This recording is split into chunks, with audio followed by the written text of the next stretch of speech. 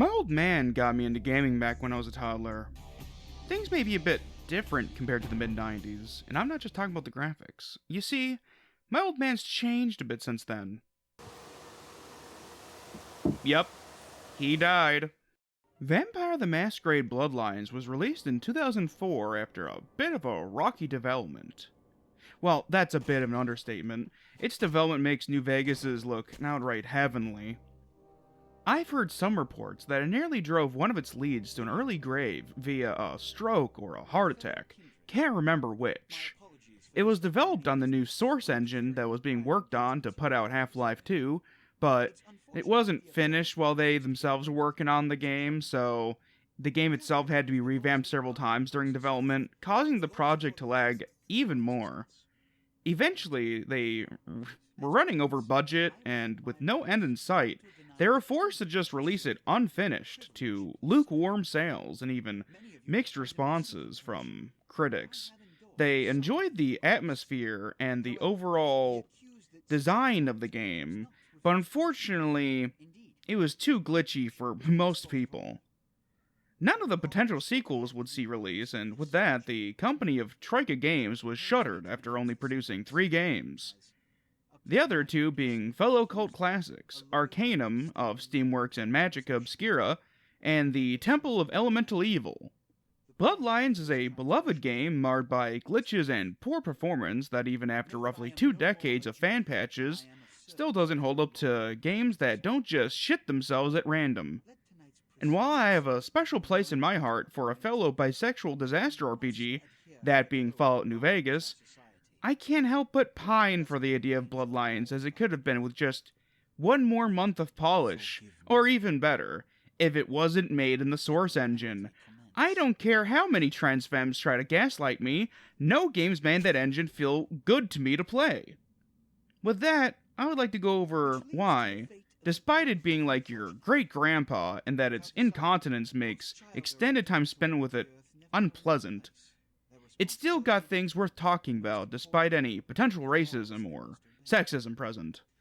Just like old grandpapa. This is bullshit! In the urban hellscape known as Los Angeles, there are those that spend their time immersed in the darkness that permeates their world. You could call it a world of darkness, even. Jokes aside, the world that we find ourselves in while playing Bloodlines is not dissimilar to our own. It's the real world, essentially. The main difference that, like in the GTA settings, it's almost a mirror of our own. While the adventures of Carl Johnson or Franklin Clinton might see them as the straight men in a world that is a pastiche of their own, a satire through and through, Bloodlines is set in a world more akin to that seen in the Deus Ex games, where myths are real, where conspiracies reign. It reminds me of the Assassin's Creed series in that regard, but instead of ancient people's tech, it's wacky space lasers and grandchildren disappointing their grandpa by sucking their parents off. Within this world, in the City of Angels, are those most damned. Twice, thrice even in some cases. I'll give you a brief taste of each of them before moving on to them in more detail. From atop the ivory tower rests the jester prince named LaCroix. Sebastian LaCroix, if you care enough to use his full Christian name. You may not peg him as much of a leader, seeing as how damn near nobody actually pronounces his name the way that it actually is supposed to be. And in solidarity with the vampire underclasses, I will do the same. On the other side of the coin is Nines Rodriguez, the appointed leader of a group known as the Anarchs. This firecracker of a Latino was transplanted when the Dust Bowl hit back in the 20s or some shit? Ending up as an Angelino fighting for his new home against the blood-sucking elites. And I'm not just talking about landlords and war profiteers. Voiced by a stretchy dog as well as an alcoholic robot, Smiling Jack is a pirate-turned-vampire, which, that alone should get you ready for this salty dog and his saltier shenanigans. With him is driven the plot, and I gotta say, spoilers for a game that's older than a chunk of my viewers.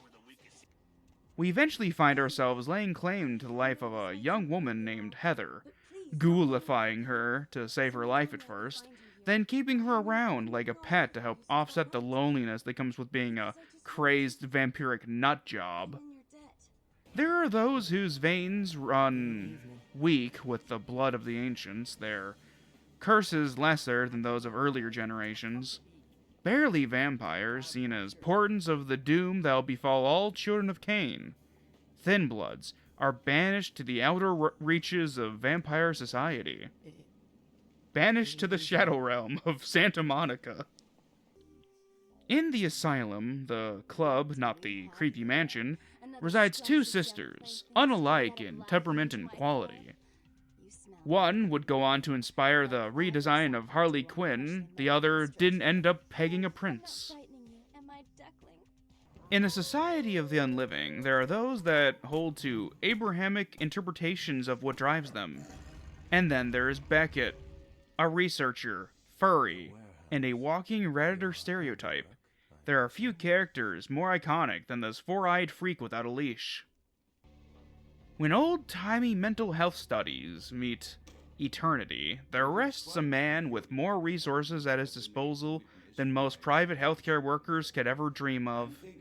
This mad doctor, and I use the word doctor here loosely, would find himself in the form of audio in an increasingly visual world. Grout best showcases the highs and lows of his clan, the Malkavians. A second-rate Belmont, Bach is a man that sought to end the blight that takes the form of LaCroix, only to find that he can't even beat some gangly bitch in fetish gear. No amount of faith in Jesus Cristo could save him, and in the end, brings about his own demise, which is kinda sorta against his faith, but when has that got in the way of religious fanatics acting out? The potentially fourth ugliest man in LA, likely the second perhaps in Hollywood, where he resides in the stinky underground, Gary leads the ugliest in Nosferatu, cursed forever to be good at skulking about and sucking off rats with the worst of them. Speaking of the land of glitz and glamour, there rest several of the beautiful people, the Toreador. These bullish bimbos are led by an anarch baron that goes by the name of Isaac Abrams, a man who likely rubbed more than just shoulders with some of the silver screen's biggest stars, as well as spending time with the likes of Weinstein and Epstein. Just a whole lot of Steens. What happens when a coin lands on its side? You may end up with the Saturday morning villain rejects known as the Sabbat.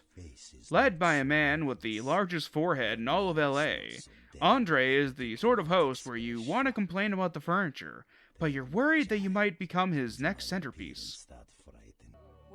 You may need to orient the way that you view vampires, not just because the Kuei-Jin aren't technically vampires, but also because they come from Asia. And no, they do not come with love for their blood-sucking cousins. Being led by a priestess of sorts named Ming-Xiao, they're on the warpath to conquer the West Coast. With the introductions out of the way, it is time to begin going over this ghastly cast of lecherous leeches. First up, we got the most British Frenchman this side of the 2012 rendition of Les Mis. I pronounce the blast sentence, and I soak the critical fallout. I make the decisions no one else will. Leadership. I wear the albatross and a bullseye. Upon the throne of the city sits a man that helped Napoleon lose at Waterloo. Almost as embarrassing as failing to properly run a casino, but this man didn't have the Russians bail him out. No. He got embraced by some Belgian noble and now spends his days clawing his way to power. Over the last couple of centuries, he went from fledgling to ancilla, being chased across the planet by a family of vampire hunters. This eventually led him to the City of Angels, where he has tried to stake a claim over the region after the Anarchs had lost a good chunk of their manpower, fighting off an invasion from Asia. Vampire-like creatures known as the Kuei-Jin. With that claim of power, he tries to live his own life, damned in his own way, believing that the rules and the structure that the Camarilla presents him can keep him safe, by insulating himself from those below him, from those less worthy. But in acting so brazenly, by making himself a target with no real popular support, he has made himself a shining beacon upon the house on the hill, just asking to get dim. He ends up dying in most of the ending. The only one that I know of in which he doesn't, he's usurped by Strauss, the Tremere Primogen who takes his place. But he too is an unfair fit for the throne. His crown of iron rusts. He is not a man of action. For all of his wisdom, he cannot succeed where LaCroix fails. In the Camarilla, we find the rules and ideals of those with no attachment to their passions, to their humanity, only their continued survival. LaCroix may have stayed his hand in the beginning, but only to save face in front of an audience that is overwhelmingly hostile to him. This is hostile territory, and LaCroix is low on allies within its borders. His face is frozen most of the time, emotions kept under check. It's said that older generations of vampires are like that, and that the Ventru, especially, seek to appear more put together than others. But within him lingers the beast that he denies even exists. No amount of rules, no amount of decorum, will save him from who he is at heart. And that's a power-hungry monster, more beast than man. Stark raving mad and ready to throw away every rule and ideal that keeps him in power. His hunger for blood has been sublimated into hunger for control. From the ivory tower, he's learned that safety only comes from power itself, and that power comes from perception. He maintains his pretenses not because of some degree of nobility, but because it's the only thing keeping his throat from being ripped out by his own peers. More than just ruling through fear, he lives in it. Fear of anarchy, of the Sabbat, of our independence, and that the other members of the Camarilla will see him as weak. That's why he had our sire killed, to show that breaches of the traditions will be punished to their fullest extent within his holdings. When the third tradition, that of progeny, was violated under his watch, he needed to be perceived as strong, as able to maintain order despite his weak position, that other vampires couldn't just create more vampires without his say-so. But the rebuff by Nines, our saving grace, showed him that he could not maintain order as he currently was. So we were to be sent on jobs that would likely end in our final death. Over and over, he tossed us into the meat grinder that was the City of Angels, and not once did we fall to its savagery, facing the Sabbat multiple times even. From their human lackeys to their shovel heads, and even taking on an elder, a leader. We showed that we were truly just built different in a way that this fop couldn't match. In us, he saw what he could not have. True power. Along the way, he tried to have us killed via blood hunt, but that didn't go too well for him. For all his plotting, be that with enemies and allies alike, he couldn't survive his time manipulating a slutty cosplay. To his belly and neck went his letter opener, and in the end, he made Jack smile one last time before the credits rolled. You showed up. Good. Here's what I gotta tell you. And so you know, I don't lecture, I don't rap, I'm no bureaucrat. I'm just a guy out of nowhere came to be involved in something 500 times bigger than you and me. Nines and the Anarchs are who I place my trust in the most, but at the end of the day, they're all still clawing at the bit, just as every other blank body is. He likes to think that by rejecting the hierarchy, the unjust rule of law imposed on them by Dudes that can't even force a parody of a smile on their faces anymore. That he can have some way of maintaining his humanity to avoid his damnation. But he's just as cursed, just as much of a beast as LaCroix. He preaches freedom, equality, and solidarity, and he does mean it all. But all those ideals are built upon a foundation of blood. The Anarchs cannot exist without violence, without the feeding, and without the masquerade. They dream of freedom in a system that cannot allow it. They want to make vampirism moral, but vampirism itself is exploitation. It's survival through taking from others. Vampires have always been metaphors and allusion towards those that abuse, those that use others. Count Dracula had a castle not because he was a vampire, but because he was a count. The bloodlust is the lust for the lifeblood of the working class. Sure, yes, there are stories of those that only drink from those that consent, and the city has more than enough of its share of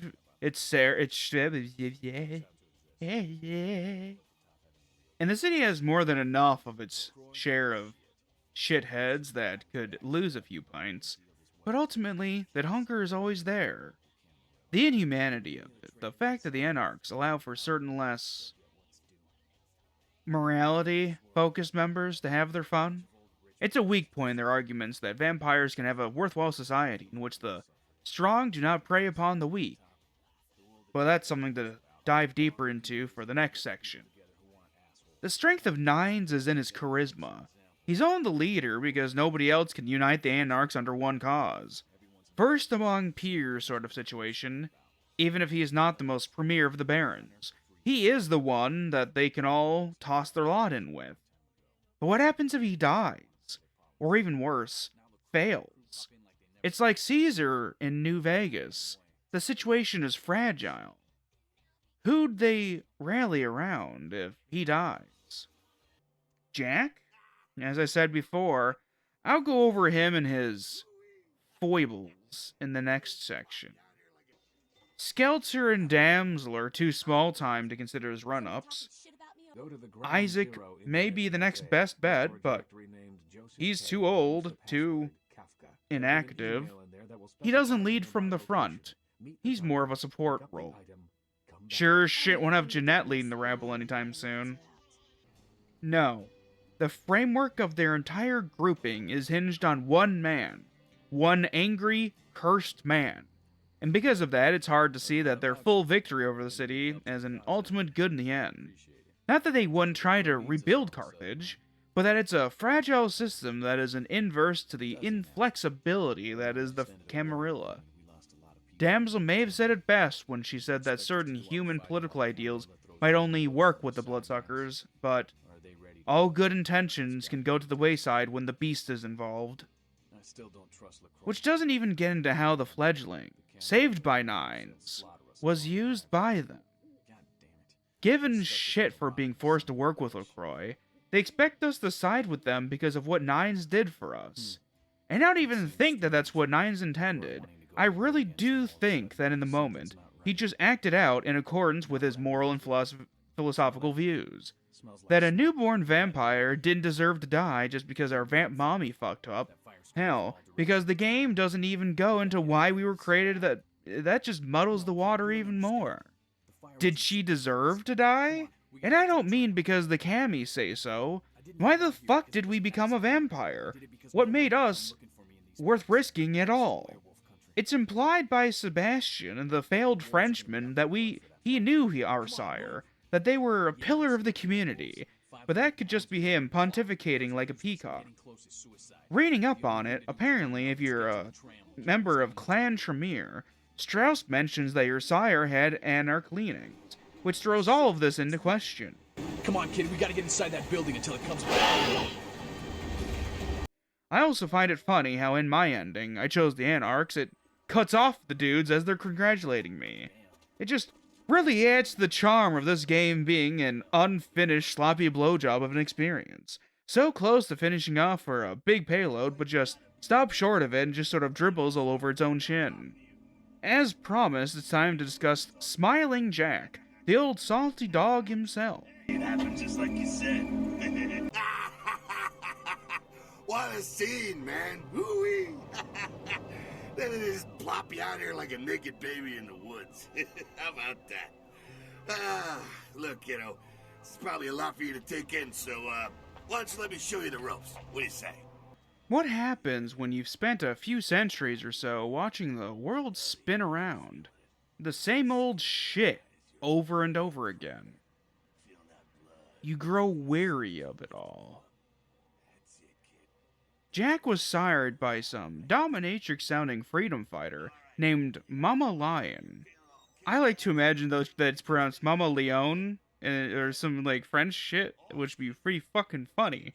But she was, at the time, duking it out, evil ape style, with the Ventru, who had been expanding their influence into the Caribbean.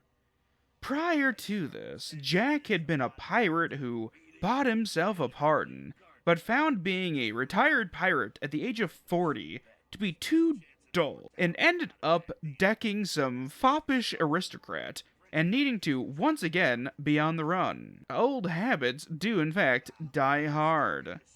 He took to being an undead rabble-rouser like he took to murdering people for their booty, with gusto. Spending the next while aiding his sire in fighting the influence of the Ventru, he eventually ended up in the States. Whether or not they were estates at that point were a different matter entirely. His history isn't super well documented, but eventually he discovered bikers and went absolutely poggers, as the kids say, for their style of dress. Adopting their style and never once dropping it, he spent his twilight years being a jaded, washed-out uncle-looking fucker. He, in fact, kinda looks like my uncle. But then again, my uncle, like Smiling Jack, adopted the stylings of bikers, though my uncle did it when he was a teenager, and Jack was presumably, I don't know, like 200 or something? No, yeah, right? No. 200, like, it's old. 10 times as old. I don't know where along in the timeline he lost the spark. What semblance of humanity that he once had. From my research, I believe he has a humanity of like 3 or 4, which I want to say that's like murder's totally fine for vampires, like once you're that morality, because the way humanity works, right, is that, let's say you're humanity 10, an impure, selfish thought brings you down from 10 to 9, but once you get to like 7 or so, only stuff like intentional property damage knocks you down further. Which just kind of seems like it's not according to the humanity system, it's not a big step from just killing somebody outside of self-defense than it is like breaking somebody's mailbox or something like that. Like, killing somebody for money, not too much worse than breaking into their house and taking all their yogurt. But for him, maybe he never had it. After all, he had spent decades killing and pillaging, perhaps even worse. So, maybe not dissimilar to how Adam Smasher was already psychotic. He couldn't go through cyberpsychosis because he was already in psychosis. But along the way for Jack, he just stopped caring about the change being made. Cared more about what damage he could cause. He'd sire random people into vampirism and leave them to their own devices, leaving his vampiric bastards littered across the states to act as tokens of his unappreciation for the local princes. Eventually, he'd find himself in the City of Angels in the year 2004. By that point, he was a legend. Likely did more to stick it to the Ventru, and by extension the Camarilla, than any other kindred on the planet. Centuries spent fighting, all culminating in him meeting some jiggle physics-powered, batshit child of Malkov. I'm going to spoil things now, the main plot. So if you don't want to hear that, maybe don't listen or skip to a later section. These videos have the chapter system in them. But then again, I'll keep talking about story elements of a game so old that by this point, man, it's 21 years old. It can get fucked up at a bar. But this story, his placement within it, is important to who he is as an entity. I would call him a person, but he is kind of a shithead. Normally, though, also, I'd save this for much later. I like to keep the secret story stuff until the very end. But he is the one who's caused all of this game to happen, pretty much, so I gotta talk about this shaggy dog. Dr. Johansson, the man that would end up bringing the Incarn sarcophagus to LA, had been sent info on how to find it. Then, on the ride over via ship, the ship got hit by somebody, killing off the crew and messing with the sarcophagus. Now, who in the cast knows a thing or two about boarding the ship and killing everybody on it in order to get some sick-ass loot?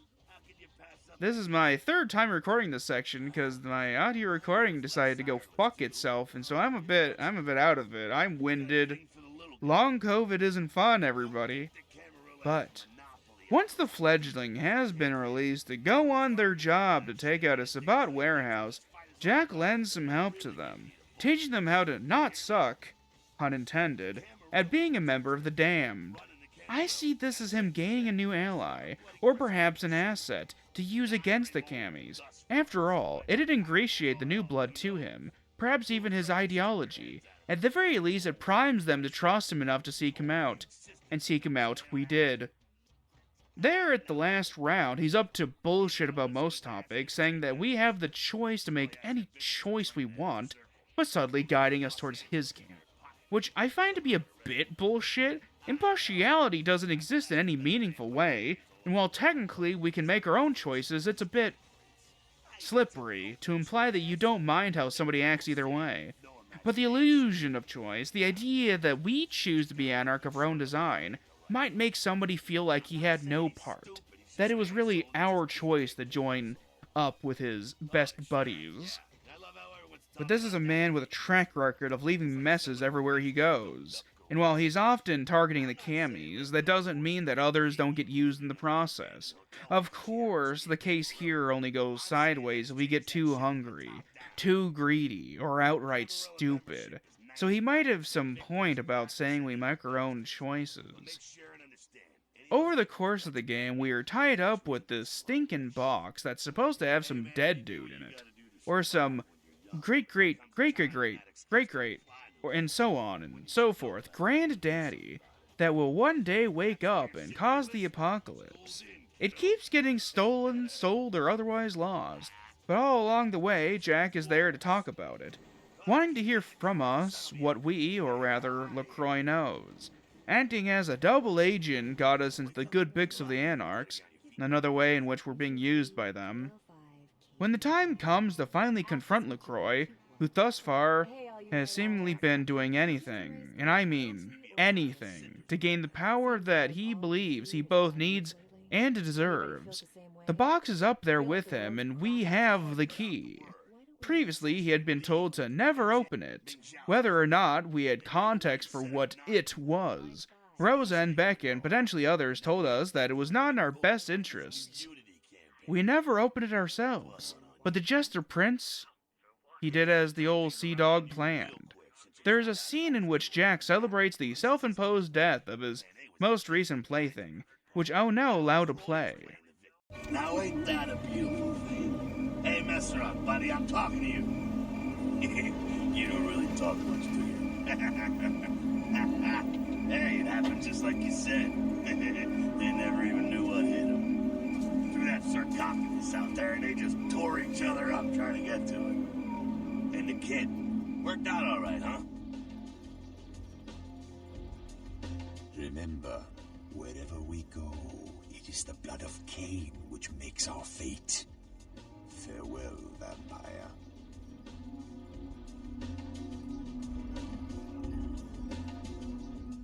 Jack is a man who has grown cold. He indulges his fancies because he doesn't see a better solution. In a way, he's an inverse to me myself. Our approaches to the nihilistic angst that a person has to confront at some point. When shown that nothing matters, there's few choices one can make that doesn't end in madness. Jack nor I chose delusion, but while he is willing to just revel in the end days, I seek to do what I can to live in spite of them. While a better future may not be possible, it is worth fighting for, and this blank body lingers only to cause as much mayhem as he can before he faces his final night. Oh, and before I forget, he canonically fucks. Up next is our own creation, our own corner of the world that we make for ourselves. Our ghoul friend, Heather Poe. Can someone call my grandma, please? When does kindness become cruelty? Is it when you allow the dream to continue? To allow the madness to take hold? When the person that you care for is no longer themselves, but somebody different? My insides. Heather Poe was a fashion design student, her parents having died in a car accident years ago. She used to live with her grandmother. In fact, when we find her bleeding to death in an understaffed hospital, she at some point cries out for somebody to call her grandmother. But she doesn't find the kind embrace of a family member. No, she only has us to depend on, as an adulterous doctor is too busy trying to stop a dude shot in the head from dying. Ain't that a kick in the head? Someone call my grandma. We carry the power of life in our veins, congealed blood, heavy from our feedings. Should we share it with her, freely, to keep her alive? We did it out of compassion, desire to save a life. But then, does that life belong to us?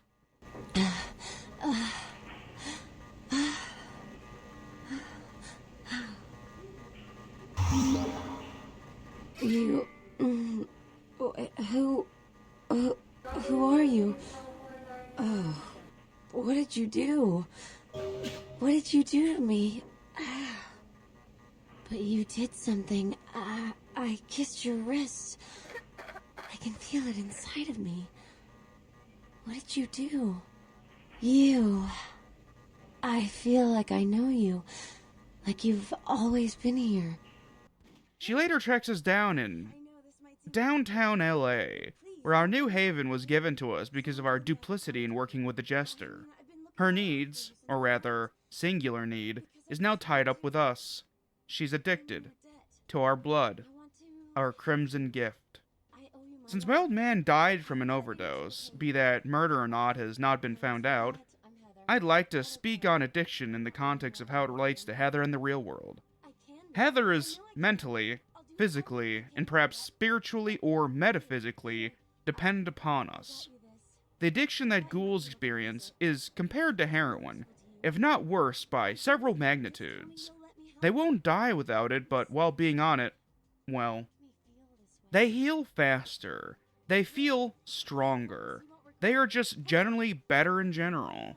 They also don't age. Mercuria was pushing 60 or so, I believe, and the dude doesn't look a day over 40. Which is to say that by allowing her to live with us, to allow her to stay fed, to allow her to slowly be corrupted by our blood, we damn her in our own way. She will be eternal, unless something kills her, but she will be forever not herself. Heather Poe, as she was, died the night we saved her life. Heather Poe, the ghoul, the pet, the slave, lives on, however. In her resides the care that one may place a pet. Actually, reminds me of how that one meme goes, that invincible one of the guy trying to lie to himself about how much he cares for Invincible's mom. I don't watch the show, so I don't know shit about it, but it's not far off. Admittedly, I feel myself a bit conflicted about it. Heather being a ghoul, not the show Invincible. On the one hand, she has to now live with us being her only focus in life. She's naive in how she behaves towards us. It's as if she's never been with anybody before, in a relationship. Perhaps stunted from her parents' deaths. With us, she finds something to live for, the only thing, a smaller god, to worship in a world that is far darker than she would have ever expected. There are vampires, werewolves, mages, mummies, and fucking space lasers operated by G-men. And then there's Heather Poe, former fashion design student who now lives as a live-in blood doll for a puppet whose strings are being yanked back and forth by forces older than damn near anything else on the planet. The power imbalance between us is immense. She can't hold a candle to the bright light that is our presence. Our vast, oceanic soul is to be lost in. Her to swim in our essence that swims through our veins. She will drown in our sea, damned as soon as she heard our voice. In the violent silence of a dream within a dream, you fill my soul with beauty, you're my shiny man machine. I'm sinking in the roses, falling down to fade away. Your velvet blade of apathy makes the crush so bittersweet. And I could have died last night, but I heard the voice of a smaller god, and I could have died last night, but I heard the voice of a smaller god. Your presence is the morning, your absence is the night. I'm searching your dark hallways and I'm trying to find your light. I'm swimming your sad oceans, I'm drowning in your sea. This will all be over soon when we'll learn to live again. And I could have died last night, but I heard the voice of a smaller god. And I could have died last night, but I heard the voice of a smaller god.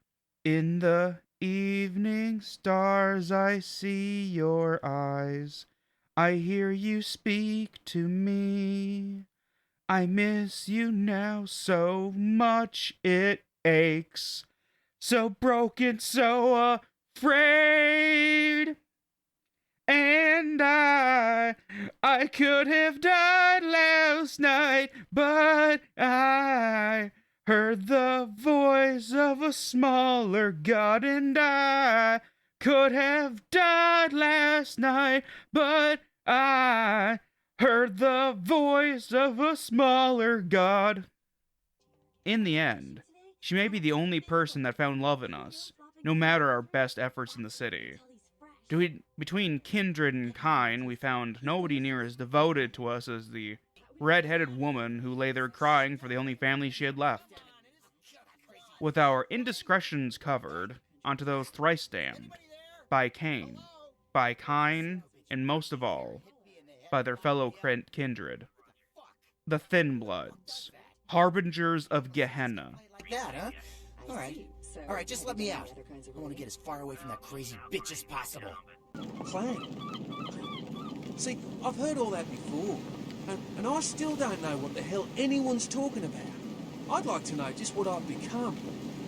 We'd all like to know just what the hell kind of devil's contract we've apparently signed. The beaches of Santa Monica in 2004 were littered with the detritus and the destitute of humanity. For our time spent in the game, the ones that matter most are those with the blood of Cain, so thin that they are nearly mortals themselves. There are those that can walk in sunlight, consume hot dogs, and even those that can bring about new life. But for each blessing, for each boon that they have banes. They're hunted down by other kindred because they are seen as harbingers of the end times, the final nights.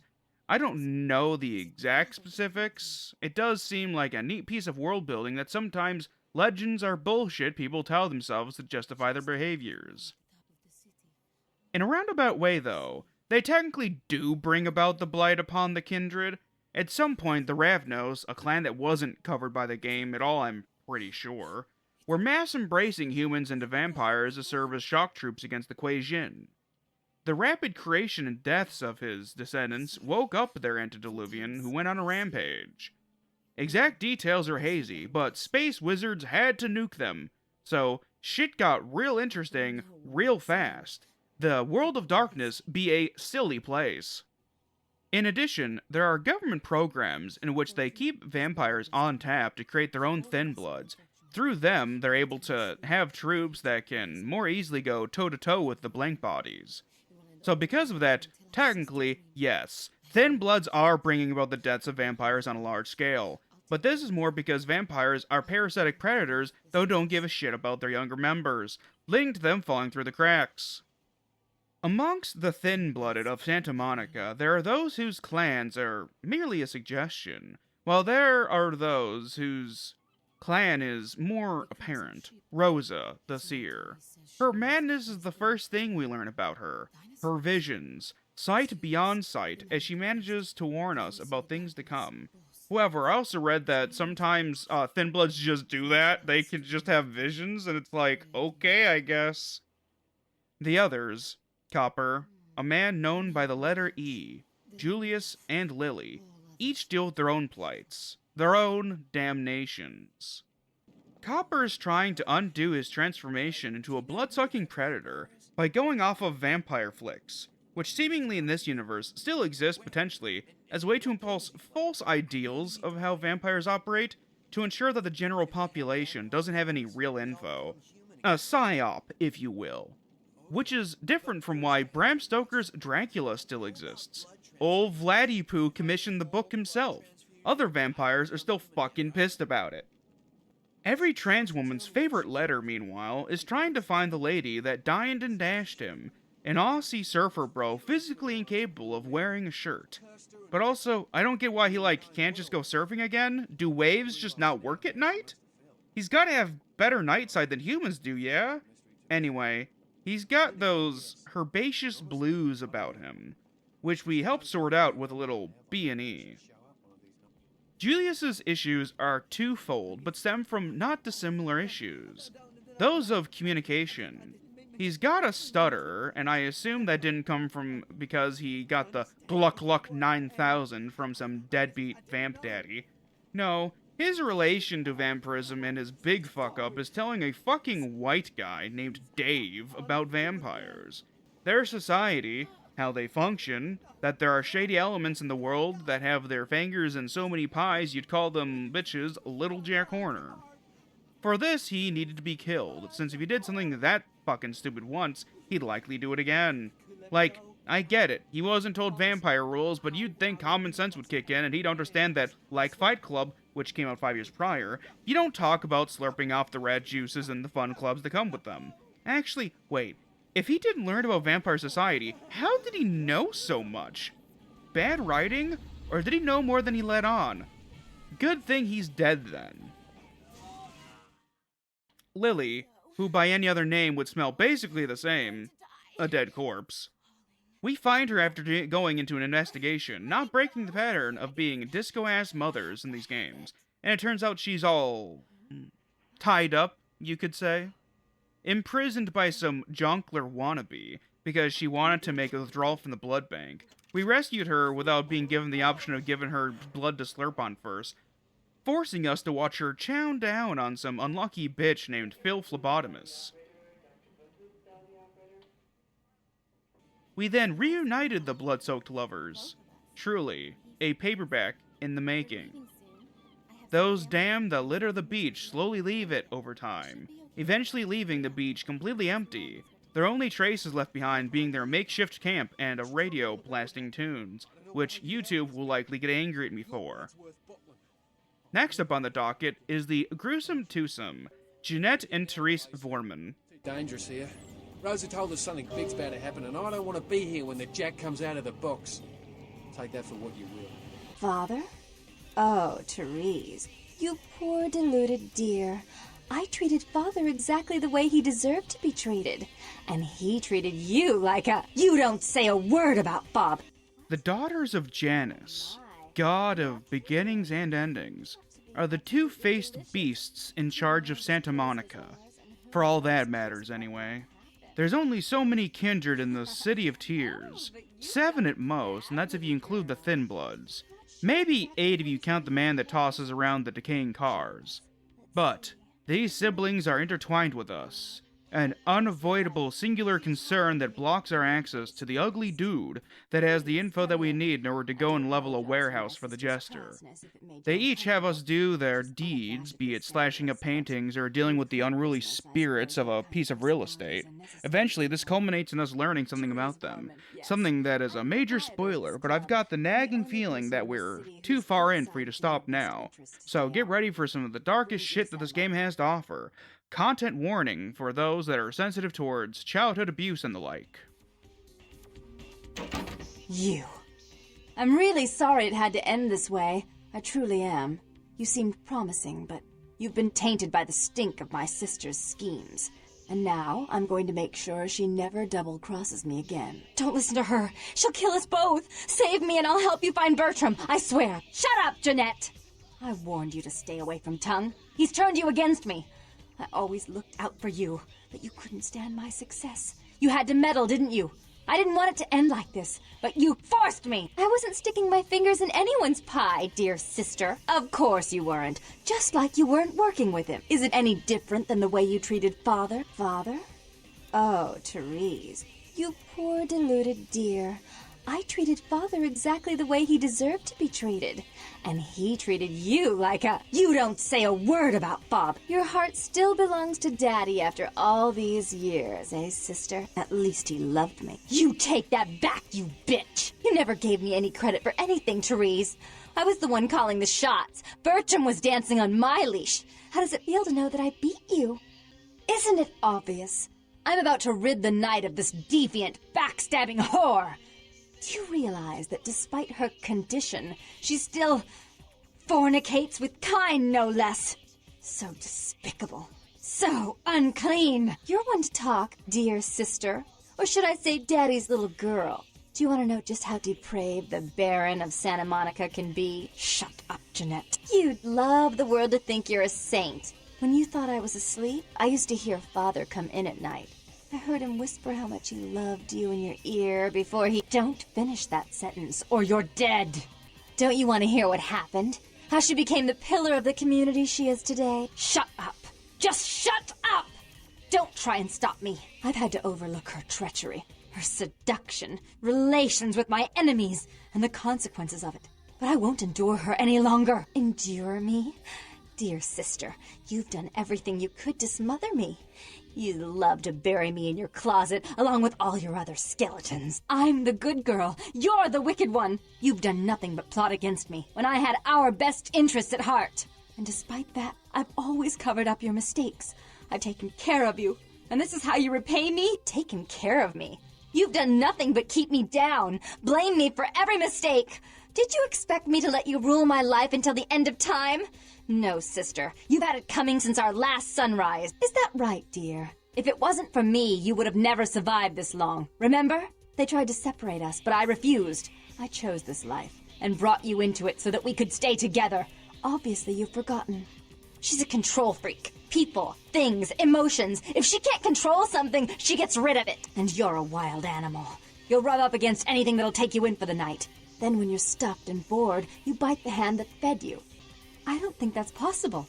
How could I ever think to trust her again? Trust me? Who could trust you after what happened with Father Dearest? Father loved me. I was a good girl. I always did what I was told. You always hated that he loved me. You disobeyed him. You brought men home when he wasn't there. You were an awful daughter to him. Father came home drunk one day and mistook me for Therese. Because I'd fallen asleep in her bed. Don't listen to her. She's lying. Therese walked in while he was there, and she saw me lying with him, and so she went to the closet and pulled out his hunting shotgun, loaded it with deer shot, and blew his mind out all over the silly clown wallpaper. That's a lie. Father killed himself because of Jeanette. She made him miserable. As I recall, he died with a smile on his face. Why? How will this time be any different? Therese doesn't like to share. Jeanette's irresponsible. She's undependable. A venture like mine requires class and distinction, which is something a pigtailed, face-painting harlot does not lend very well. You do have a way with words, sister.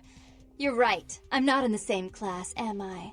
I mean, murderers are so respectful these days. More responsibility. So that she can ruin every opportunity I give her? Of course. You're the only one who can secure zoning permits and shake hands. I'd never be able to keep up. But I only do it for attention and out of love. You do it because you're vindictive and jealous, and you deserve it. If she would stop treating me like a child. If she would start behaving like a rational adult. Yes, there was a time. When I was a child, I didn't have many friends. I suppose Jeanette was the only one. We never did get to go out of the house much. Father wouldn't allow us. He said we'd get hurt, so we stayed inside and we imagined our own worlds. And we spent so much time there together, ruling over those places. Those were happier times, before we grew apart. I never did. No, I guess I don't. Jeanette, if I were to offer you equal control in Santa Monica, would you quit consorting with Tongue? I'll stop working against you with him. But since I've got him in my pocket already, there's no reason for me not to pay him a little visit once in a while, when he can be of use. That's not a bad plan. There's just one more thing. I want to be in charge of Santa Monica, but only publicly. I want you to continue to convince others that our relations are strained. That way. We know who our enemies are. I agree. Take it. I'd hate to look at it again and think of what almost transpired. I suppose now that Jeanette and I have settled our differences, I'll call off the feud with Tongue. Bertram's hiding in an empty oil tank at the old gas station. I'll tell him to expect a visitor, and I'll ask him to be extra nice. Please give Santa Monica's regards to the prince. And keep your tongue tied about what happened tonight, or we'll have to kill you. Our sisters in Malkov share one body, from which we are able to preserve as two halves of the same whole. Be they always having been split into two, or if that change happened after their embrace, I do not know. But what I do know is that I've had to be there for people with not dissimilar issues. Due to censorship, I can't use exact words. One day I'll have uncensored versions of videos up on Patreon or something, but until then, until I have the time / energy / editor to deal with that, I'll just have to keep trying to put up eventually some anime analysis videos I have planned. For now, though, I'll try and speak in vagaries to ensure that the monetization overlords don't prevent my video from reaching the furthest that it can manage to reach. The algorithm is a fearsome beast indeed. In the process of keeping people alive, so as not to fall into despair or other such issues, I found many people afflicted with numerous mental health issues. Be they from nature or nurture, a fractured or otherwise burdened mind can lead many towards trying to find a more permanent solution to what ails them. For the sisters, it was the other's existence. I've read people say that Therese is the original, that Jeanette is the sister formed to deal with the suffering that they had to deal with at the hands of their father. Of course, knowing exact details can be hard since the retelling of events is from two sisters at battle in one body, and also dealing with a curse placed upon them by their own clan. Children of Malkov are cursed with madness, and while they tend to embrace those already suffering from conditions, they either worsen or manifest in ways that never existed before. So who's to say that the sisters aren't both real individuals just sharing a body? That they're not two souls conjoined, birthed anew and lingering when they were embraced all those years ago. Seeing them live together, and also being grateful to us for our help, was one of the best feelings in the game. Besides the whole, wanting to work with the camis, and me building my character to end up getting to see how vampires fuck and the game deciding to not let me find out. But it's well worth it to keep them both around. From what I hear, they've franchised and their clubs are operating in multiple locations. It'd be funny if we see one in Bloodlines too, which, if all goes well, will be dropping the same day that this video is out. Closing that chapter of our story, I'd like to move on to a famed teller of stories in the world of the wicked, Becket, the Scholar. I can't understand why someone would go through the trouble of stealing a box with a very ancient corpse. This city's not that dull. When confronted with legends of thousands of years of history, how do you deal with your newfound immortality? Do you run from it? Do you embrace it? There are those that do not see vampirism as a curse, instead as just a condition to live with, as they do what they do best. Be a fucking nerd. Becket is a globe-trotting kindred that lives his life to the fullest, finding out pieces of lore wherever he can find. Believing Cain and all that hogwash to just be myths, he specializes in the studies in relation to the Dark Father. I'll play some of his scenes now, giving you his vibe since thankfully he's not being drowned out by radios while he speaks. I see my reputation, for once, does not precede me. My name is Becket. I haven't been following you per se.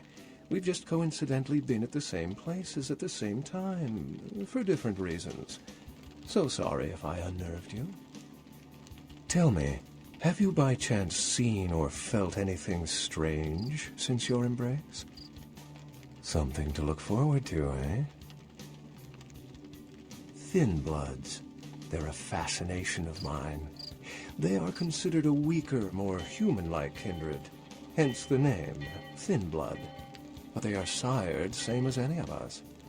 I've heard a large concentration of them live in this city. They're one of the reasons I'm in Los Angeles. A ghost? Quite ordinary. I generally pay wraiths no mind. All but a few are willing to give up their secrets. Most of my contacts here report sensing something unusual in the night air, like a sense of dread or pressure. But I'm not a native to these parts, so I can't tell if it's irregular. And since you're still fresh, perhaps you're not attuned to it. Pleasure meeting your acquaintance, but there are rumblings for me to discredit.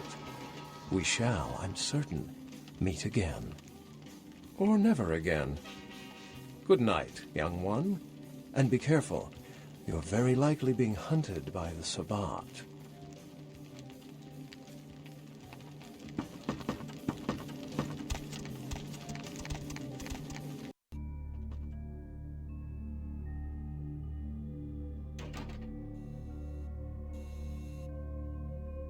I can't understand why someone would go through the trouble of stealing a box with a very ancient corpse. This city's not that dull. I'm an archaeologist, so I thought I'd indulge in a quick study of this Ankharan sarcophagus everyone's so riled up about. My guess, from what I've read about it, is that it's a mummified Mesopotamian king. I needed confirmation. Since it's missing, I'm inclined to believe it was stolen, or intentionally misplaced, if you like. Clearly, though, it's not here. Oh, I really wish I had.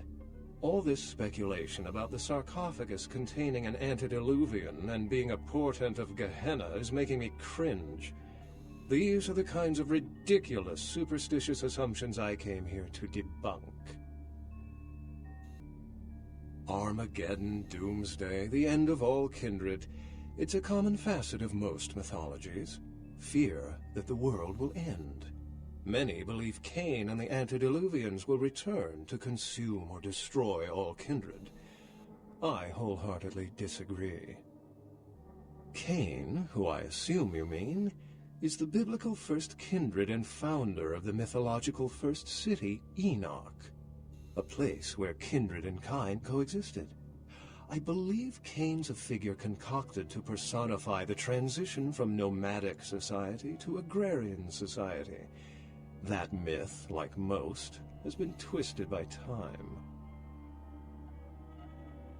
Thin bloods rarely exhibit features or powers of their clan, and many can't embrace. Some are even rumored to have reproduced. Many kindred are terrified that their weak blood heralds the dissipation of every bloodline. Somewhat of an ignorant reactionary response, don't you think? As I said, many cultures have the fear of some form of apocalypse. Kindred believed in these stories when they were human, and naturally carried them over into kindred myth. But it doesn't take a supernatural act to cause widespread destruction. Humans and kindred are just as capable of managing their own destruction as a deity. A self-realized Gehenna warrants more vigilance than a god-induced one, don't you agree? Such is my argument, which so frequently falls on deaf ears. What prophecy doesn't have vague, apocryphal signs? Let's see. The usual ones cited are the appearance of thin bloods, Cain sightings, doom, gloom, that route. For 300 years I've been trying to determine the function of our existence, the kindred's role in the world. I'm not content to attribute it to some act of supernatural biblical vengeance. We exist for a reason, and if it takes another 300, I'll figure it out. Any thoughts? Can't say I've heard that one before. Remember, the truth won't be told in time. It will be told by us. Well, my work here is stolen away into the night. Think I'll do the same. What have you assessed so far? Unfortunately for the Heralds of Doom, it appears we won't be opening Pandora's box. The markings, as far as I can tell, are of Assyrian origin. An extraordinary piece, but nothing earth-shattering. I see. Then there is no good reason why we shouldn't open it. Won't budge. Becket, do you see any mechanism for the lid? I haven't as yet had a chance to pore over it with my fine-tooth comb. I think I have one in my bag. Why won't it open, Becket? And you, I thought you said it looked as if it had been opened on the Dane. I want it open! You and Becket, figure out a way to open it. I need to know what's inside. I have other matters to attend to. Come get me when a solution has been found. Ah, the depths to which I'll sink to prove others wrong. The young ones get so temperamental. Fortunately for Sebastian, is it? I'd already made up my mind to open the sarcophagus, if only to show the city that Gehenna, contrary to popular belief, has not begun. Being that this is the first of its kind that I've ever seen, your guess is as good as mine. In the last few seconds, I've had very few epiphanies. I may be old, but I didn't build it. How knowledgeable are you on ancient Assyrian funerary constructs? Yes, quite astute. Fortunately for us, I know of someone who has distinguished himself in this field. No. His name is Dr. Anders Johansen, a professor of archaeology from Norway. He was the one responsible for finding the sarcophagus, and as far as I know, the only authority on its origin and design. Until yesterday, he could have been found in his suite at the Empire Hotel downtown. But when I stopped by earlier this evening, all I found was spilt coffee on a morning paper. Appears he's been abducted.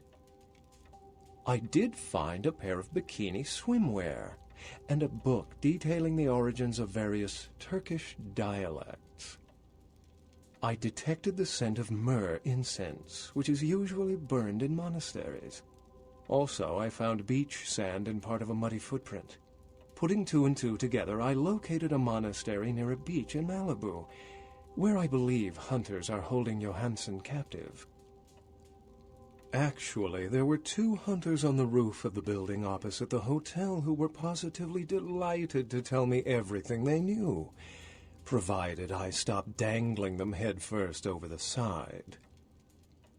The hunters abducted Dr. Johansen for his own protection, or at least that's how they've justified it. He's being held by the Society of Leopold and used, quite ingeniously, as bait for Prince LaCroix's minions. Sebastian mentioned you ran into one of the hunters from the Society of Leopold some time ago. They're so secret a church organization, I don't even think they know if they exist. But essentially, they're murderers for Christ, or some such deity. You'll have to go to the monastery and find a way into the tunnels beneath, where the hunters are holding Johansen. I'm afraid I can't accompany you, but then it's best you go alone. Too many of us might set them off. like fundamentalists on contrary opinion. I wouldn't recommend walking. Certainly Sebastian's already provided cab fare. I'm sure he always spares no expense when archaeology is at stake. Excellent. The Society, for the most part, knows very little about us.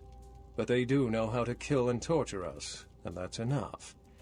Also, some of them exhibit powers that can make them quite formidable. Obfuscate will serve you well around the hunters. How any sane kindred could think these poor unfortunates are an immediate threat to us is absurd.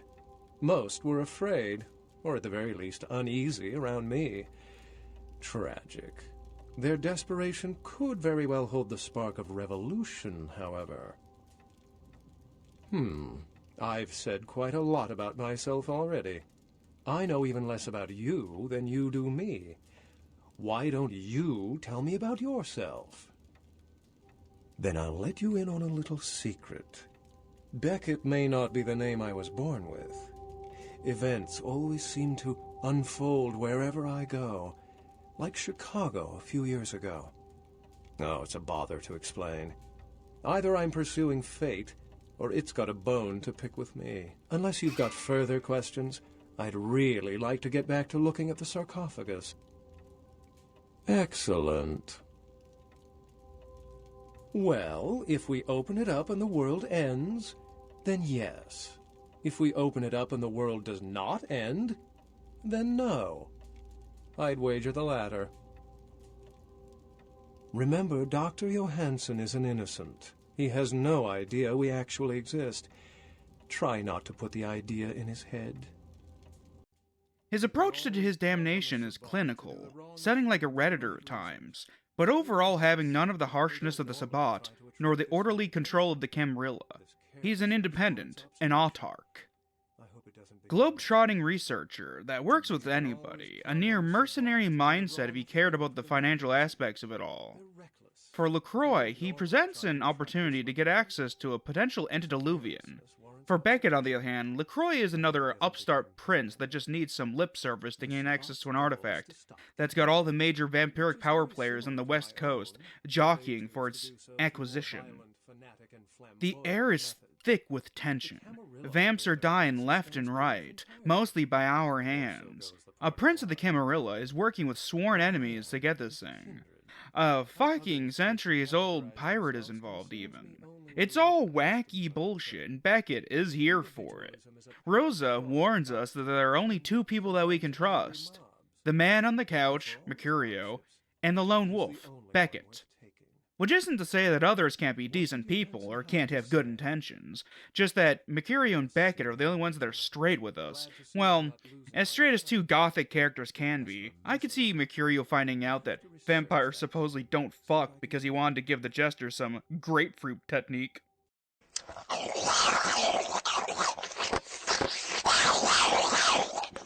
Back to the shit about trustworthiness, though.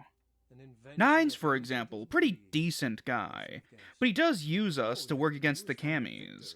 Jack, well, despite his age, he too sees us as a tool to use, even if he didn't intend for us to get hurt. LaCroix is more obvious, power-hungry.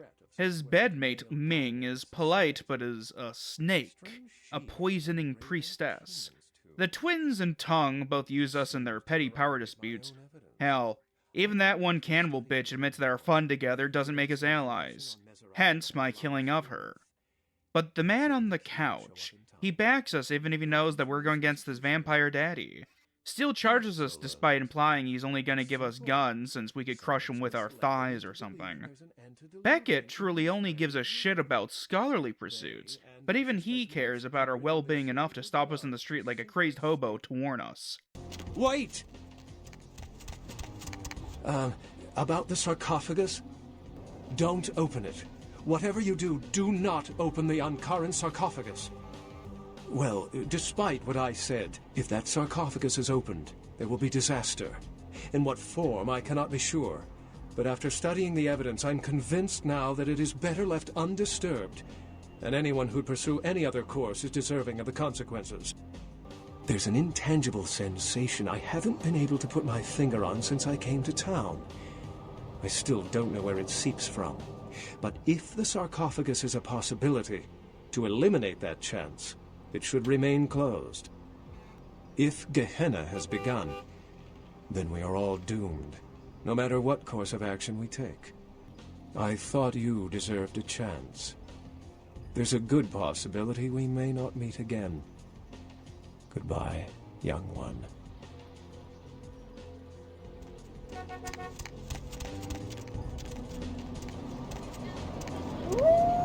Sorry.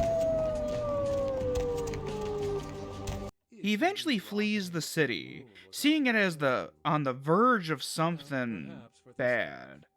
And seeing as how Big Daddy C is in town stirring shit up with the scurvy dog, well, he's not far off. Another intellectual next. This one, though, is far more batshit. Their linguistic flourishes belie a faith in superstition over the providence of empirical reason that must be an all-pervasive theme in this society of darkest night. Damn it all, now I'm doing it too. Sometimes relics from a bygone era can come back to bite us in the ass. And sometimes we try to bite them in the ass first. Grout's story is largely tied up in environmental storytelling, taking place inside of his mansion that functions as an old-timey sanatorium. I'll play his audio log so that you can judge for yourself what sort of man he was before going back in myself to discuss him. It is quite peculiar, the happenings I've been made to witness for my supernatural longevity. I am thinking of one unfortunate phenomenon in particular, of unique interest to my station, both as a professional and as a sufferer of this vampiric condition. It seems the stream of time has begun to erode the moorings of my chosen course of study, for the methodologies that gave birth to psychology are slowly disappearing. I find myself in an era that overlooks the physical component of psychological pathology time and again in favor of the sophistic practices of Freud. Phrenology, dactopintilism, and the rest of the old guard has fallen by the wayside, its champions all silenced in death, with my unique exception. Would that I could make my voice heard again, although it may be suspicious should I return to popular medical discourse 50 years after my apparent death. No, better that I continue my studies into the psychoses in secret. One day, may I hold up my own cure as validation of the methods. I am confident no cure for my condition, or that of my beloved wife, lies within our figurative minds, waiting to be unlocked by the correct combination of memories recovered from our childhoods. And I'm most certain it has nothing to do with the relationship between myself, my parents, and my genitals. Sorry, Sigmund, but I choose to stay my course. In time, too, may your star fade and disappear. Another unfortunate casualty to tide of time, insane asylums. I lament their loss not only as brokerage houses for the breadth and depth of human psychoses, but also I shall mourn the disappearance of that peculiar environment present only in an insane asylum. That palpable atmosphere of blistered brains and churning bowels, the odoriferous melange of freely flowing bodily humors, that gently rolling cacophony of distant sobs and screams, the muttered cursing at perceived enemies, and the blissful gurgling of the lobotomized, like a newborn babe discovering the sky. I shall still find test subjects as surely as I find bloody sustenance in the night, but this climate, I fear, may never be replicated. Often I reflect with great regret on the missed opportunity that was my infector. Had I been conscious after the attack, I could have stopped the orderlies from locking her in the roaming pen. What I would give for just one interview, a few simple questions of the plague-ridden woman who met her end that dawn. Of course, there is no guarantee she would have been any more helpful than my current crop of test subjects, mewling wretches. Few could be called enthusiastic. Given the nature of the tests, I cannot expect the same fervor from all, but a modicum of cooperation would be appreciated. Animals. The one called John went so far as to gnaw off his arm and escape into the floorboards like some feral rodent. I still hear him scurrying about at night. He must be making an atrocious mess in there. My studies proceed at a languid pace. I'm mired in a foul ennui as my wife's illness advances. My subjects grow restless without proper supervision, but I cannot pull myself back from this black depression. How many nights I've wasted now, gazing from the tower walk, pondering the frailty of existence. After decades of solitary study into this affliction, I have learned that it is by no means mine alone. Indeed, the city is home to an entire society of similarly afflicted individuals with whom I've only recently made contact. They are an understandably standoffish sort, by and large, but I have been able to confirm with them that the condition is indeed vampirism, which apparently comes in a multitude of strains, each with a spectacular set of symptoms such as invisibility and even a sort of lycanthropy. Through numerous official interactions with the governing body of this secret society, I have concluded that their fundamental understanding of the vampiric condition is woefully lacking and mired in suspicion and pseudo-religious dogma that would make a Turk balk for its strictures. Indeed, they seemed impressed with my studies and the eloquence with which I was able to present them. Apparently, the typical sufferer of my particular strain of vampirism is far from the vanguard of the King's English. So impressed were they that they even offered me an office in their government, a rather high office by the sound of things. I believe I shall accept. If nothing else, it should provide a lofty vantage point from which to observe the breadth and epidemiology of the affliction so that I may move more expeditiously toward a cure. I have accepted the role of Primogen for Clan Malkavian, the dreadfully winsome label applied to the particular strain of vampirism I suffer, so named for some supposed vampire father figure of old, more poppycock grown from a backward culture that seems interminably drawn to children's tales and the fiction of Victorian romance, when it should concern itself with the science behind their suffering. No matter. For I have taken this office for no greater reason than to advance my research. I must make mention, however, that even among my would-be peers in this governing body of vampires, the level of paranoia and superstition is frightening. Their intelligence is not the question, no, indeed. As they courted me for this appointment, I had to suspect that their overtures were hand-tailored to what must be my obvious infatuation with reason, for the devil would do well to have such honey-tongued tempters. Even so, I could not help but notice the dressing of language these vampire leaders chose for their siren song.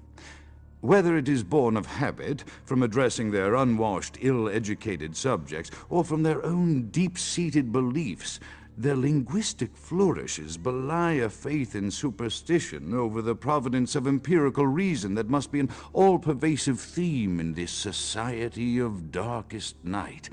Damn it all, now I'm doing it too. As I expand my dealings with the vampire government, I have encountered a disturbing new symptom of this affliction.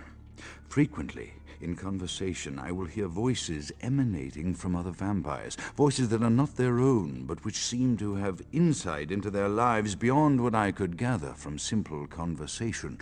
These voices seem to echo from deep within my fellow vampires, and I cannot be certain if this symptom belongs to my strain of the illness or theirs, for the voices are various and inconsistent. I dare not mention this symptom to my vampiric peers, for they have proven themselves true predators to whom I could be loath to reveal any sign of weakness. Indeed, these voices have counseled me against confessing their presence, and until I can confirm their source, I will listen. The information the voices have given me ranges from curious to frightening. The latter case is especially true of one powerful vampire whose name I shall not commit to recording in the interests of self-preservation. The voices have increased in frequency and direction of late. They have begun to stay with me long after conversation has ceased and are serving as quite a distraction. I fear others are beginning to notice my preoccupation at the vampire gatherings. I am thinking again of the particular vampire of whom I spoke previously, who I dare not name for my growing fear. If the voices are to be believed, then my caution is warranted, for they speak of his blackest crimes, both past and future. More than once I have seen the suspicion in his eyes and heard the distrust in his voice when speaking with me. The fear must register on my face, as it is all I can do in these moments to keep from crying out in chorus with the voices. I am no longer safe. I know it. The voices have proven themselves authentic, and I have withdrawn from the Vampire Society entirely. My absence will no doubt draw attention, but I could no longer hold my fragile composure around the ravenous eyes of my vampire peers, especially not around him. The voices compelled me to make what I fear is a Faustian bargain, but I had to, for their demands are constant and merciless. I have secluded myself within the mansion. I know he will strike out at me. He will go to any length to achieve his ambitions, and he knows it, I know. I have taken precautions to protect my beloved wife. Her cure will have to wait until our immediate safety is guaranteed. The mansion was constructed with security in mind, but at that time I was not privy to the full range of vampire capabilities. The voices echo in the twisted corridors of my psyche, dark whisperings of a macabre and formless menace, the approach of which portends an end to all of this. Sounds like he was on to LaCroix, and there are theories that he staged his own death. Well, I need to get to the whole Nines was there thing later. Whoever was responsible for his death surely did stuff, right? When dead, vampires tend to decay and dust with no skeleton, but he's got one still. Older bloodsuckers, and while young for a vampire he himself is rather strong, tend to dust faster. Younger ones take a bit. It's almost as if they're aging back up to their true age in a more rapid manner, so it's all rather suspicious. Like Becket, he wishes to understand the world through science. Unlike Becket, his science is decades out of date at best. Also unlike Becket, he is very much tied to the politics of the kindred, though he himself feels disdain for their structure, their melodramatic behavior. In the end, he himself fell to their shenanigans, with the Chinese potentially taking him out instead of the other way around this time.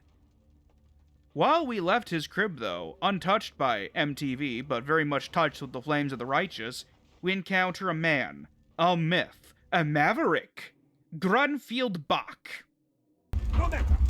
Soon your self-made kings and false prophets and all who bear the mark of the beast will be washed from the earth for the coming of the Lord.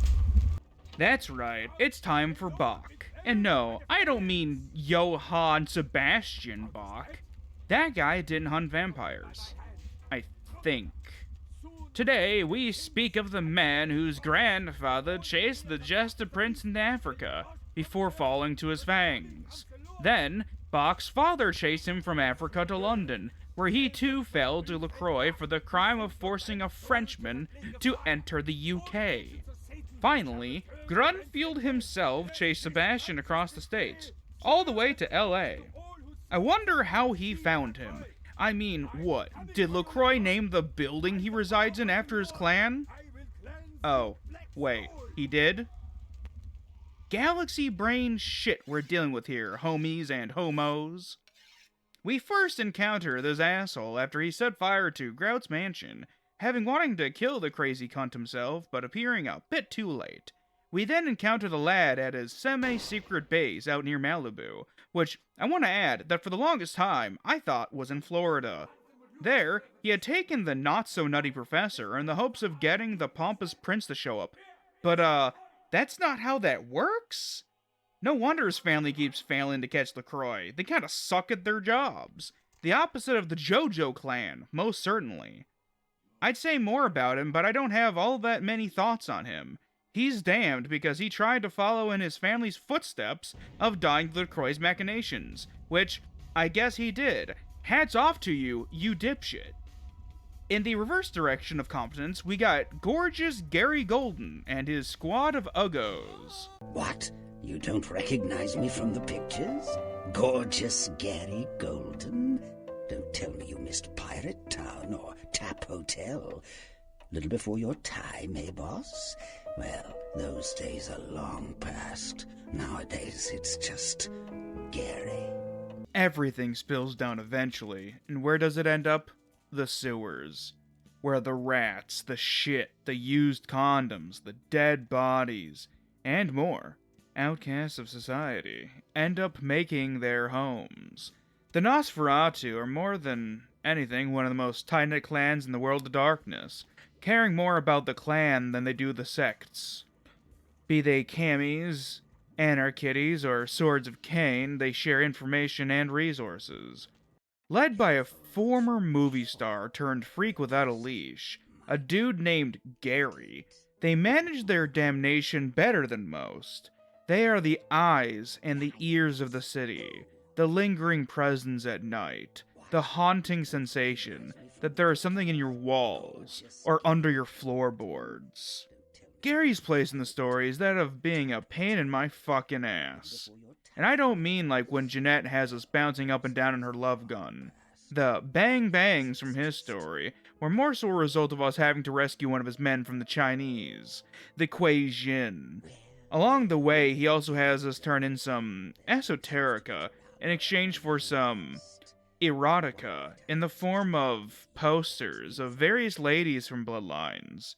Some of them better put together than others. I mean both in quality of the imagery, some of it's obviously just photoshopped, but there's also better looking women than others. Mostly because of the photoshopping, it's mostly that. His two childer, Mitnick and Amalia, handled their eternities as ugly fucks very differently. Mitnick doesn't mind looking like a BDSM reject. He's in fact not all that ugly, honestly.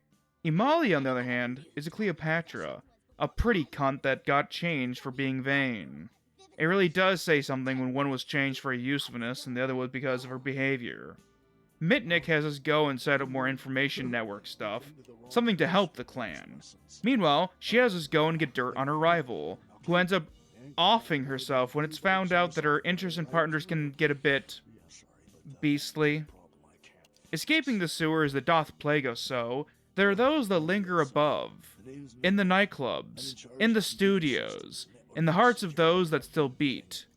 The Toreador of Hollywood. Isn't this better? You and me alone, for just a little while. Away from jihad and the nonsense, and the dangers, just the two of us.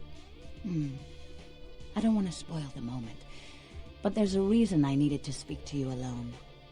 Leto may have told his son Paul that desert power was what it was gonna take to win his own Dune, but it's truly soft power that gets the people to love you. Hearts and minds, both, swimming in the juices that the Toreador love, are won over by them. They provide the circus, sometimes the bread, though their sense of taste degrades over time, so sometimes the bread gets a little stale. The Toreador of Hollywood are led by Isaac Abrams, an Anarch baron that has a personal involvement with the lives of both of the other Toreador in the area. He himself has financed or otherwise been involved in the film industry for decades. While Gary may have become talent, he himself has always signed the checks. His own child, Ash Rivers, is distraught that he cannot live his life as he once did. A druggie that should have died, he got turned by Isaac so that his precious boy could be saved. Which likely means that Isaac took in a lot of horse-filled blood that night, likely one of the few things that made him feel anything besides what Ash himself made him feel. Their relationship is complicated. I don't think Ash hates him, just resents what he became. Then again, he's an overdramatic Hollywood bitch, so I don't put much stock into what he wants. Good luck in Canada, dork. Isaac has another child, one by adoption, named Velvet Velour, VV to her friends. Through our connection to Malkov, we can find info that she'd rather keep secret. There's only one part of my body I don't want anyone entering, and that's my head.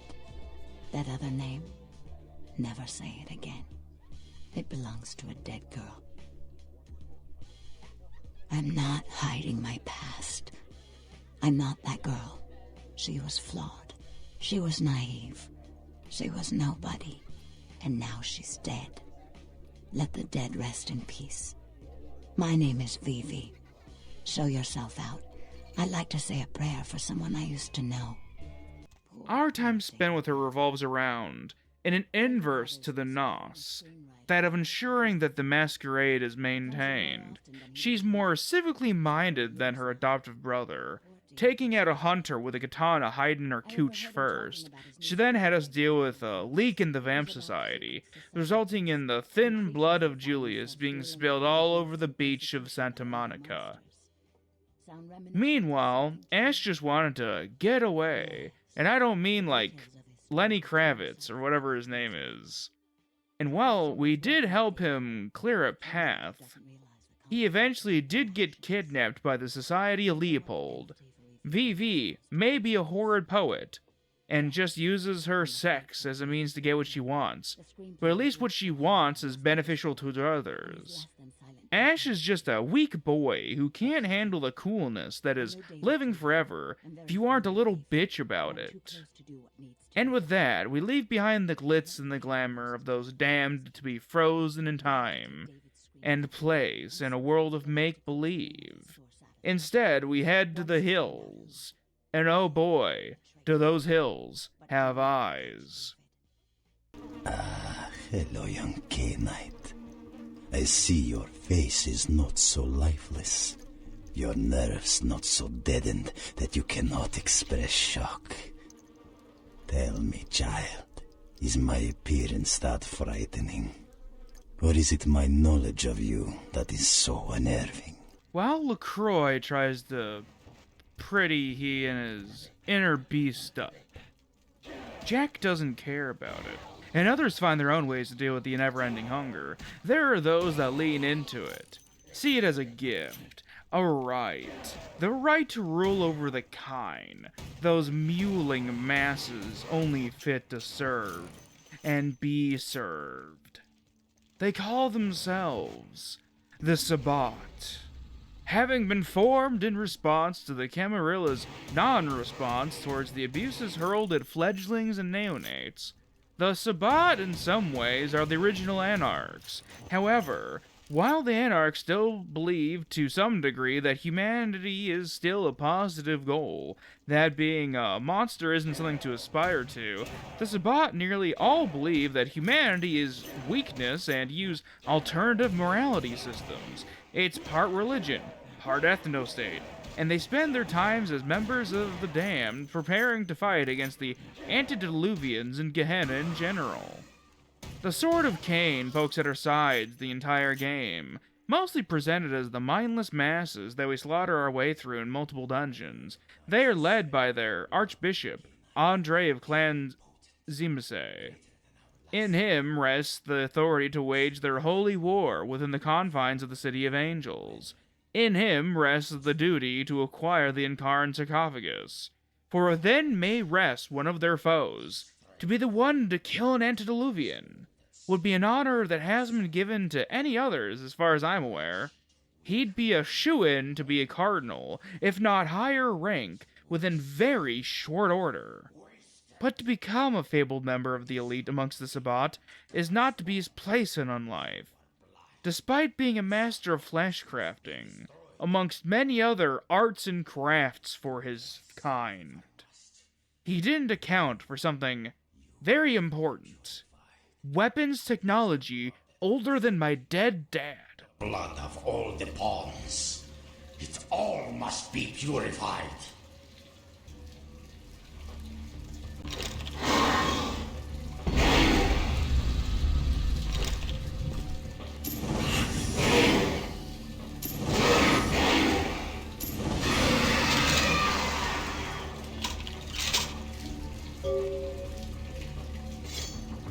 For all his pretty words and religious bullshit, he could not defeat the Malkavian madwoman that was tearing her way through Los Angeles. Speaking of madwomen, though, as well as religious bullshit, up next is the priestess of Chinatown, Ming-Xiao. It's a little entertainment. Those of you sitting in the first few rows will get wet. Welcome, kindred. And thank you for respecting our traditions by announcing your presence in our domain. I am Ming-Xiao, High Priestess to the people of Chinatown. Can I get you anything? Tea, perhaps? From the sacred east comes those not so sacred anymore, damned as any kindred, children of Cain. For all of their grandstanding, the Kuei-Jin are just as monstrous as those that don't come from Asia. Hell, even their name is just some bastardization made up by white dudes in the 90s. Of course, that could just be in setting as well, made up by crackers, or their own way of trying to apply a name that whites could understand. Ghost people, essentially. They are walking corpses that are haunted by their own spirits that clawed their way out of one of their many hells to get a chance at redeeming themselves. In life, they were awful people, like investment bankers, and since we end up facing them all in combat pretty much, they all suck when they're undead as well. Claiming to not slurp on blood, they in fact do that. They do slurp on blood. They need ki, but until they get experienced enough, the easiest way to do it is to suck people off, sloppy style. Once they're elder enough, they can do it passively through residual energies, feeding them. Sort of like, what plants do with the sun. Photosynthesis, but you know, passive ki generation. What is that, like chi farming shit, those games?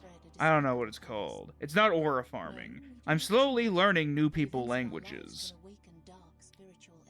Unrelated to that, I have done a bit of research on these Kuei-Jin, and it seems that, like the kindred, they too are cursed. The first batch of them were dope as shit warriors powered by ki, but they fucked that up, so now they're made from murderers and other malcontents. The Kuei-Jin and the priestess that leads them have been at war with the blank bodies of the West Coast for a while now, having recently stopped their assault and are now in a building upstage after having decimated the Anarchs. This allowed the Camis to gain a foothold in the region, LaCroix specifically, and in the process, he made deals with them, likely believing that they'd keep the Anarchs at bay long enough to muster more forces and then push them both out. The partnership was little more than falsehood spun by this woman. When we face her, she turns into a big blob monster, and since when they get killed off for realsies, they get sent right back to the hell they came from, which means that we personally saw to it that she is condemned to a verifiable, quantifiable amount of suffering on a metaphysical level. Shouldn't have been a posh, British-sounding bitch, Ming. With all the characters out of the way, I'd like to now go over what the game means for me, after having played this 21-year-old game for like, I don't know, like 40 to 60 hours? I can't think of the time right now. My first experiences with Vampire the Masquerade were in reading about the lore roughly a decade ago, around the time that I got out of high school. It and Cyberpunk both fascinated me. I'd spent years reading up on some of the wild weapons in the Cyberpunk setting. Chief among them, it was a multiple grenade launcher with a pump-action shotgun underbarrel attachment, and then that underbarrel shotgun also had an underbarrel attachment of a single-shot grenade launcher. That was just phenomenal. Meanwhile, I have a memory of coming up with a sorta OC, but stolen from another game and transplanted into the World of Darkness around 2011. So I've been into this setting and world for a while now. The first time I had seen somebody play through the game was when Lyle Schnub did his playthrough. I watched that a couple years ago now, I believe, right before my old man died. Very pro-gamer move of him to do. Watched it with my roommate, I think. I grew up on gothic action stuff, Spawn and Underworld and all that jazz, Blade as well. So vampire stuff has always interested me. Buffy the Vampire Slayer is also something that we watched when I was growing up. That was pretty good. Angel, the spin-off as well. Other things of that ilk. I knew this game was a bit of a mess going in, but it was full of personality and character. Unfortunately, the messiness of the game was underplayed, or my personal playthrough was just more jank than normal. The game doesn't present much that I don't already know, unlike Disco Elysium that hasn't been offset by emotional moments that help me feel better mentally about getting to middle age. Bloodlines hasn't provided me with any existential boon, really. It was a decent romp, ignoring the hours of frustration and actively fighting against the engine itself just to play the game at times.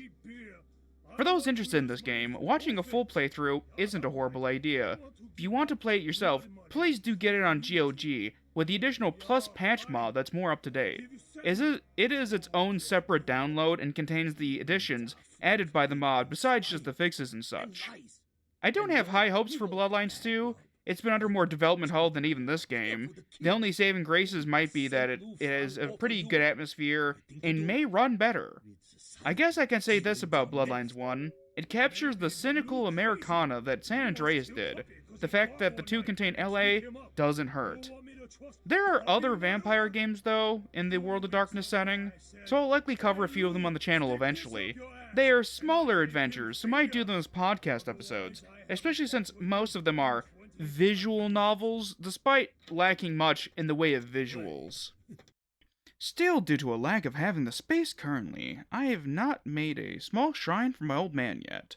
So, to the digital world the fish milk goes. I'd like to thank you for watching, as well as my current patron over on Patreon. There's only one at the moment, but his support still means a lot to me. His name is Connor, and I thank him for showing his support for my work. If you'd like to support me there is a link to my Patreon in the description of this video. My next big video will be on A Year of Springs, most likely. I finally got it to work, and I don't know the release date of Coffee Talk Tokyo yet. Springs is fairly short, so might cover it via podcast episode. I plan on starting one so that I have more regular content coming out. In addition, if you can, please do support me either on the previously mentioned Patreon, or via the GoFundMe I'm using to help raise funds to finance my investigation to my dad's potential murder. If I don't cover either A Year of Springs or Coffee Talk Tokyo, I'll likely cover Gris, like the original plan was. See you next time, and until then, stay strong, stay safe, and remember that trans rights are human rights.